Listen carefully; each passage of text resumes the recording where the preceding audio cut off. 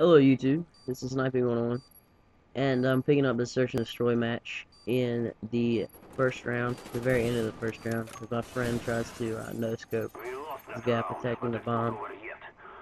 And today, I want to talk to you about using the sniper in Search and Destroy, because in case you guys didn't know, the sniper, primary one, I'm going to talk about is the L96, and you guys probably have noticed that it's really not nearly as good as it was in any of the other Call of Duty games. I died the first round. I didn't do anything. So now my team is in trouble. We got to catch up. We're on the defensive side, which is, I think, a little bit easier if you don't have a full team. But if you have a full team, attacker is a little bit easier. On this game, I found it easier to post up in a position. Not necessarily camp, because if you camp with a sniper, you're going to die. You can put a silencer on your sniper so that no one notices where you're at, but you'll most likely die because everyone just swarms to the sniper when they see him because they see it as an easy kill.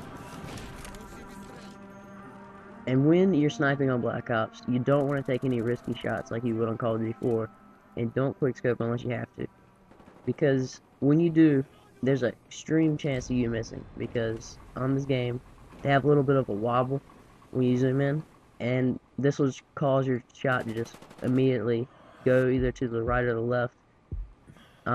They've patched it a little bit, but still the changes they've made, I don't think give the gun justice, and it's really unpractical to use it when you could be using an M16 or a G11 that'll burst fire and get you a considerable amount of kills, just because it's a great gun and it can do damage up close, but also pick people off at long range. And that's where the sniper lacks power, at very short distances and medium range.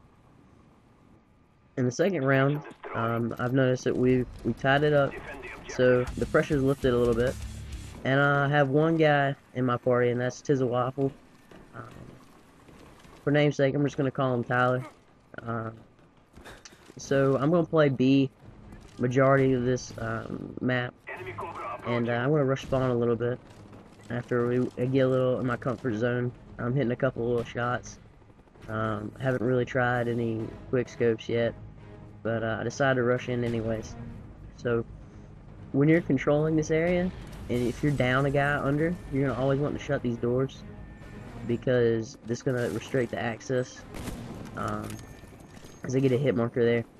And that's another thing, when you guys get a hit marker, try your hardest to follow up against the person that you get a hit marker on with your secondary, because he's probably going to spray you down with his primary and you're going to die. And so now we're behind again, so pressure's back on. That's another thing, you guys never when you get under pressure, always just stay cool, and you're going to make the best plays when you're collective and you actually think about what you're doing. You can always get lucky, but I think that the best thing to do is just play smart. Playing smart keeps you alive, keeps your teammates aware of what's going on, and you're always going to want to do that, because your teammates are going to really appreciate you pulling your weight in an objective type game. If you go out and get kills, it's going to help in Search and Destroy, but if they quick plant and they set up spawn trap, this guy just got turned on. Sit down. You're gonna set up a spawn trap, and whoever gets to the positions first and sets up a good defense is usually gonna win. And that doesn't happen all the time, but majority of the time, whoever's prepared, whichever team's prepared and keeps communicated, and Search and Destroy is gonna win. If you're partying out with a bunch of randoms, try to get communication with them. If you can't, then there's not much more you can do. But in this map, there's a lot of changes in elevation, and there's a lot of things that you can do to use the sniper and utilize it well. And a lot of that has to do with staying in the dark areas, like I was in the second round there, as you saw me on top of the buildings, of the catwalks. You're always going to want to keep concealed, because people can put you down really fast if they have a submachine gun or assault rifle. So always keep a good distance in between you and the people you're going to shoot at. So I do a couple of spawn rushing, and I get some shots, but it doesn't really work 100% of the time. It works much less than half the time, so I wouldn't really recommend it. And another thing is using stuns and flashes. And people put people down about using them, but if you utilize everything in the game, you're gonna have a lot better chance at winning and getting the kill, which is gonna help out your team the most, especially in search and destroy. So, yeah. And this right here, there's two guys I can see on my UAV. They're camping that stairwell. So I come in, I'll get the alternate route in here, and go prone after I shoot the first guy, and then no scope the second guy. So that's a nice little play there, but I don't think I get any kills with my kill streak besides my spy plane. But you guys always use that as a bonus, because if your teammates, some people roll with the RCXD, but it really doesn't help your teammates that much, especially if you call it off in the early stages of the round. See, if they're not running people with ghosts, that's the only reason this guy survived.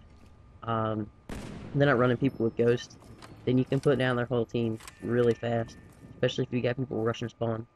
And it gives them a heads up and helps you get the upper hand early on in the round. Excuse me, getting a little sick. Pollen's kind of messing with me. When you call in napalm, don't call it in at the very beginning of the round without any UAVs. That was pretty dumb. I kind of got ahead of myself. And I realized, though, that they had a lot of teammates that were down, so just play smart, and I think that'll help you out the most. For me, I've been playing Call of Duty since Call of Duty 3, and then I upgraded to Call of Duty 5. I'd completely skipped Call of Duty 4, but soon after I heard people talk about Call of Duty 4 like it was an amazing game, so I bought it, and I've been playing it ever since as my primary Call of Duty. I never have reached 10th prestige on any other game besides Call of Duty 4, so that's a really great game if you guys haven't gotten into it yet, because the snipers in the game are really, really great. They're unbalanced because they're so powerful, but they're really great. So this is another great spot up here on these windows. You can quickly access both bomb sites if you drop down. I can get the guy who I guess is away from controller, because he was standing in the corner. When you got a guy dying with the bomb and the enemy doesn't show up as a red dot site, he's usually got a silencer, and what that means is that he's generally close range. As I die right here, I should have probably ran up, because the guy who killed my teammate was probably near to him, because silenced weapons, as you guys may know, don't have too much range. I think we'll switch to my friend to the waffle right here after this guy dies. That's just always improving your gameplay and the way you play. It makes you a better teammate and a more valuable person to your team. And this guy right here is running around with the akimbo magnums, and I'm in private chat with my friend right now, and I'm yelling at him that he's right under your feet, because I saw him creep up under there. So he makes a great play here, and 360s down the hole. Excuse me. And gets a hit marker. So watch this.